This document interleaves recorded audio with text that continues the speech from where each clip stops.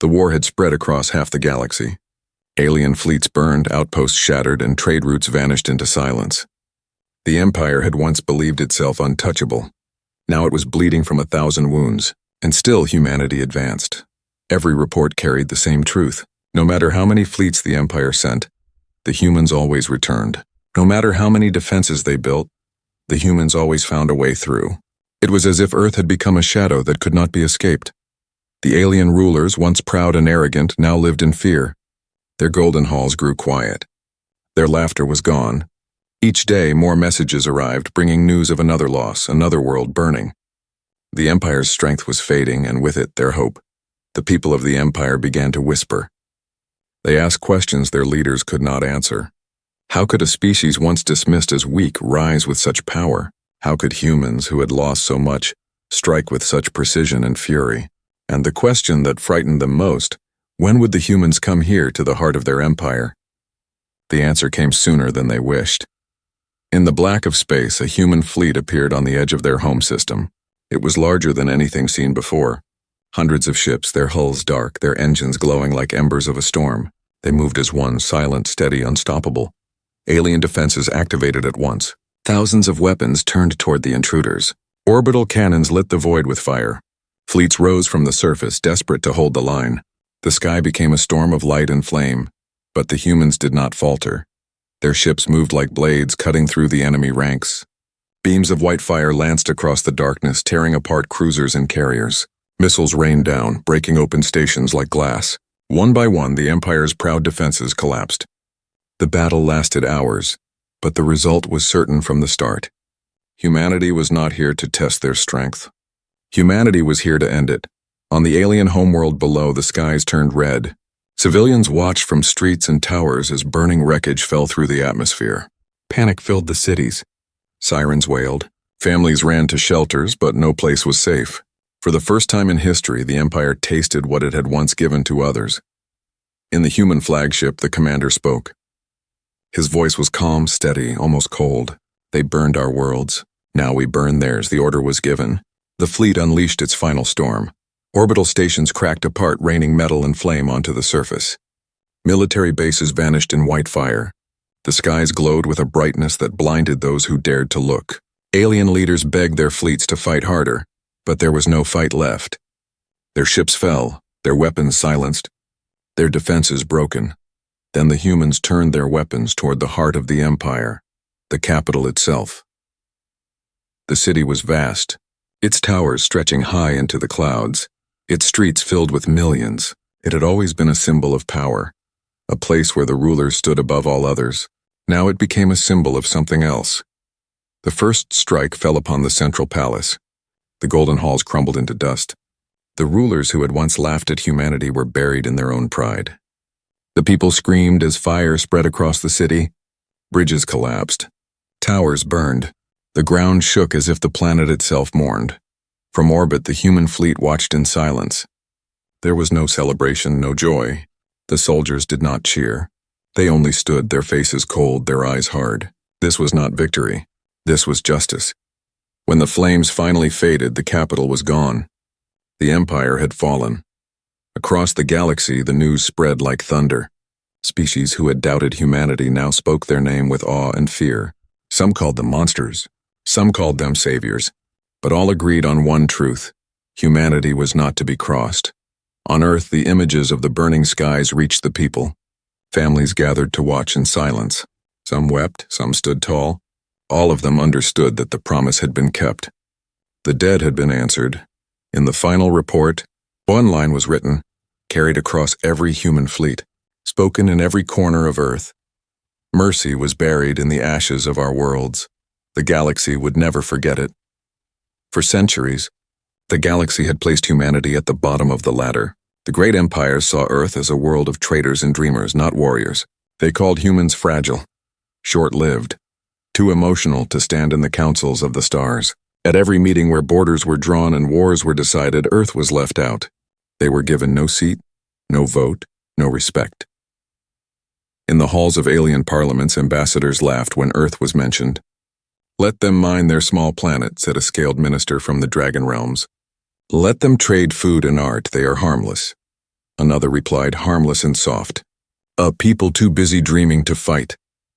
And so the galaxy turned away, certain that humanity would never matter. But the truth was different. Humanity was listening. When alien fleets fought their endless wars, humans studied every battle. When empires collapsed under their own pride, humans wrote down every lesson. When great leaders rose and fell, humans remembered their mistakes. To the galaxy, Earth was quiet and still, but inside that silence, humans built patience as strong as steel. The galaxy underestimated not only the strength of humans, but their memory. For humans never forgot the insult of being ignored. They never forgot the sting of being called weak. And in the dark places of their world, they began to prepare. They built industries hidden under the oceans. They filled the mountains with forges that never stopped burning. They launched satellites no alien could track, each one a silent eye watching the stars. Every insult became fuel. Every slight became a reason to sharpen their craft. The empires did not see it. They were too busy fighting one another, too busy playing their games of power. They thought Earth was beneath them, a world that would forever serve but never lead. They were blind. Some aliens did notice small changes. A trader once whispered of human ships that carried more power than before. A scout spoke of strange signals near Earth's orbit. But no one listened to them. The council laughed and said, humans are children. Children cannot build empires, but children grow. The galaxy's underestimation became its greatest mistake. When the first dreadnought appeared, it was not a sudden miracle. It was the result of centuries of silence. Every war the galaxy fought, every empire that rose and fell had been a lesson for Earth. Humanity had learned from them all. Now, the galaxy stood at the edge of discovery. For the first time, they were beginning to understand that silence is not always weakness. Sometimes silence is preparation. Sometimes silence is the warning before the storm. And the storm was coming. The galaxy's wars had been raging for decades when the first human warship revealed itself. An alliance of alien empires fought to control the border stars, each empire sending fleets of cruisers and battleships into endless clashes. Humanity, as always, was told to stay out. Earth was a neutral world, ignored and dismissed, considered too weak to matter. But then one battle changed everything. On the edge of a dying star, two alien fleets clashed. Hundreds of ships fired beams and missiles, turning the void into storms of light. Civilians fled from nearby colonies, believing nothing could survive the fire. Yet out of the silence, a new shadow emerged. It was not fast like the alien cruisers. It was not elegant like their battleships. It was something else, larger, heavier, and darker than anything the galaxy had seen. At first, alien commanders thought it was a drifting station. But then the shadow moved. It advanced slowly, without fear. Its hull scarred black, its lights glowing like the eyes of a beast. Whispers ran through the comms. "What ship is that?" asked a scaled officer. "It does not match any design," said another. Then a voice cut through the static. "It is human." Shock froze the fleets. Humans were not supposed to have ships like this. Humans were supposed to build freighters, explorers, science vessels, nothing that could stand in battle. Yet here it was, a dreadnought armed and alive. The alien fleets opened fire. Beams and missiles slammed into the dreadnought's hull. The void lit up as if stars were exploding. But when the light faded, the dreadnought still stood. Its armor burned, but it did not break. Its silence was more frightening than the weapons of 100 fleets. Then the dreadnought answered. Its cannons roared with blinding power. One alien battleship was torn in half with a single strike. Another vanished in a storm of fire. The fleets panicked, scattering in every direction. But the dreadnought's weapons followed them like judgment. Ships that had ruled the borders for centuries were shattered in minutes. The aliens had faced many wars, but none like this. They were fighting not another empire, but something patient, something precise, something that had prepared in silence.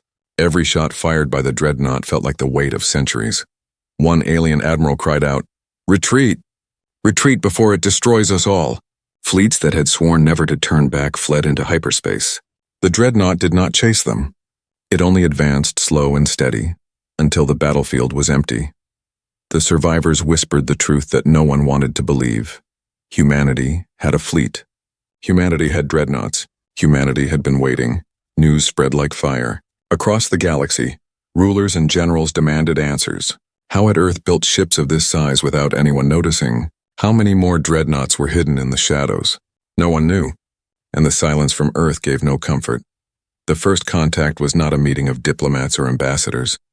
It was not a handshake or a treaty. It was fire, steel, and the shattering of illusions. The galaxy believed humanity was weak. Now they knew better, and this was only the beginning. The galaxy tried to believe the first dreadnought was only one ship. They told themselves it was a mistake, a rare weapon built in secret, something that would never be repeated. But deep inside, every ruler and every admiral felt a fear they could not hide. That fear grew when the second dreadnought appeared. It emerged from hyperspace without warning, darker and larger than the first. Its hull was layered with strange patterns of armor, glowing with hidden energy lines. It did not come alone. Around it, smaller warships appeared, escorts, destroyers, cruisers, each carrying weapons that no alien had seen before. For the first time, the galaxy realized that the first battle was not an accident. Humanity had a fleet. Humanity had been preparing for war. The test came at the Nabora Rift. It was a battlefield already filled with wrecks of alien ships from years of war. A coalition of empires gathered there, desperate to prove that humanity could be stopped. Thousands of alien ships formed lines across the rift, ready to unleash firepower no single empire could match. They outnumbered the human fleet 50-1. To the galaxy, it seemed impossible that Earth could survive. But numbers mean little when facing precision. The human dreadnoughts advanced slowly, their black hulls reflecting the fire of alien cannons. Waves of missiles struck them, but their shields held. Beams of energy sliced at them, but their armor burned without breaking. Alien commanders shouted orders, panicked voices filling the channels. Yet the dreadnoughts remained silent. They answered only with fire.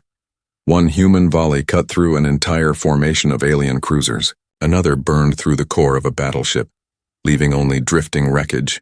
Every strike was measured, calm and unstoppable. It was as if Earth had studied every war the galaxy had ever fought and built weapons for each weakness. In the rift, silence fell between each blast.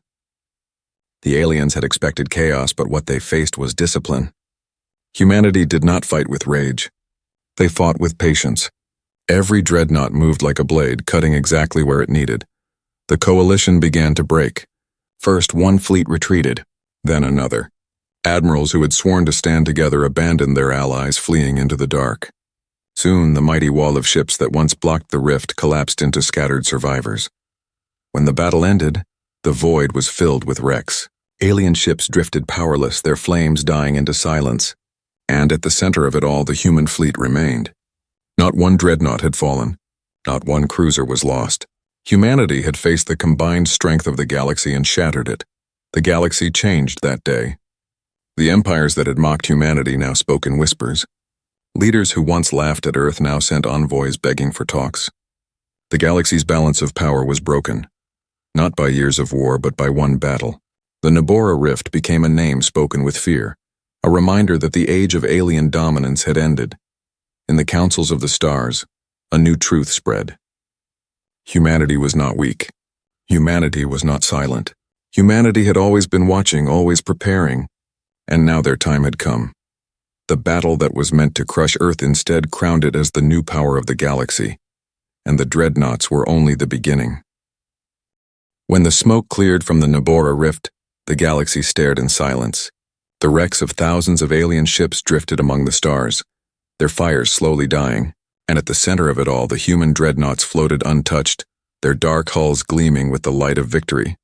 The news spread faster than any weapon. Across the empires, the word was whispered. Earth had risen.